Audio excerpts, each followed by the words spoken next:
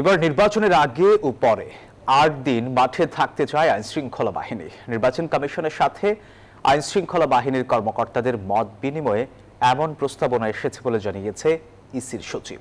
আর সচিবালয় আইনশৃঙ্খলা কোর কমিটির বৈঠক শেষে স্বরাষ্ট্র উপদেষ্টা বলেছেন, নির্বাচন পরিচালনায় পুলিশের সক্ষমতা নিয়ে কোনো প্রশ্ন নেই। জানান, ফেব্রুয়ারিতে ভোট না হলে ঝুঁকিতে পড়বে দেশ। বিগত সময়ে জাতীয় কিংবা স্থানীয় নির্বাচন অনিয়ম বিশৃঙ্খলায় উদাহরণ সৃষ্টি করে আওয়ামী লীগ সরকার। শেখ হাসিনার সরকার পতনের পর নতুন বাংলাদেশে সুষ্ঠু নির্বাচন উপহার দেওয়াই এখন প্রধান চ্যালেঞ্জ। এর মধ্যে বেজেছে ডঙ্কা, ফেব্রুয়ারিতেই হতে যাচ্ছে জাতীয় নির্বাচন। এমন পরিস্থিতিতে আইন শৃঙ্খলা পরিস্থিতি সামলে নিয়ে সুষ্ঠু নির্বাচন উপহার দিতে চায় ইসি। এবার ভোটের সময় সশস্ত্র বাহিনীর ৯০,০০০ থেকে ১ লাখ, পুলিশের প্রায় ১.৫ লাখ এবং আনসারের প্রায় ৬ লাখ সদস্য মোতায়েন থাকবে। আগামী জাতীয় সংসদ নির্বাচনের আগে ও পরে ৮ দিন মাঠে থাকতে চায় আইনশৃঙ্খলা বাহিনীও।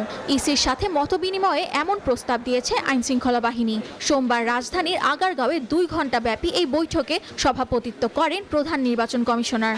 ৫ দিনের ডিপ্লয়মেন্ট বান্ডেল থাকলে প্রতি সেনমানিতে টাকা বাঁচবে। বিকাশ সেনমানি বান্ডেল কিনে জিতুন প্রতি লেনদেনে। প্রোগ্রাম করা হয়, সেখানে একটা প্রস্তাব এসছে এটা যেন ৮ দিন করা হয়। সব মিলিয়ে ১.৫ লক্ষ না, আমি পুলিশের কথা বলেছি, আর্মি সেনাবাহিনীর কথা বলেছে ৯০,০০০ থেকে ১ লক্ষ, আনসারের সংখ্যাটা আর একটু বেশি, আর আনসার ভিডিবির সংখ্যাটা আর একটু বেশি, প্রায় ক্লোজ টু ৫.৫ থেকে ৬ লক্ষ। ভোটের সময় প্রচারণায় কেউ ড্রোন উড়াতে পারবে না বলেও জানান তিনি। তবে আইন শৃঙ্খলা বাহিনী এই বিধিনিষেধের বাইরে থাকবে। নির্বাচনী প্রচারণায় ড্রোন ব্যবহার করা যাবে না, কিন্তু আমাদের আইন শৃঙ্খলা বাহিনী তার প্রয়োজনে ড্রোন ব্যবহার করবেন। হোম সেক্রেটারি উনি বলেছেন যে বডি অন ক্যামেরা থাকবে, ড্রোনের ব্যবস্থা থাকবে, কাজে আমরা ভিজিলেন্সটা অনেক বেশি হবে।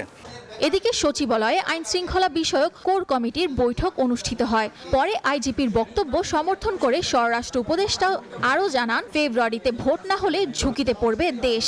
বাংলাদেশে ঝুঁকির কোনো অভাব আছে? আমার আইজিপি যদি বলে থাকে, আমি ডেফিনেটলি আইজিপির তো আমি সাপোর্ট করব। সক্ষমতা তো আছে, এতে কোনো সন্দেহ নাই। আমাদের পক্ষে ইলেকশন কন্ডাক্ট করা কোনো রকমের কোনো অসুবিধা হবে না। গত ৩টা নির্বাচন, যেটা এই অবৈধ নির্বাচন, ওইগুলিতে যারা পার্টিসিপেট করছে তাদের আমরা যতটা সম্ভব তাকে দূরে রাখার চেষ্টা করব।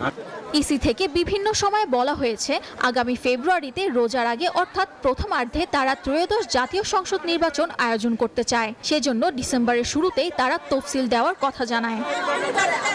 সামিয়া মাহতাব, রোজা, নিউজ 24, ঢাকা।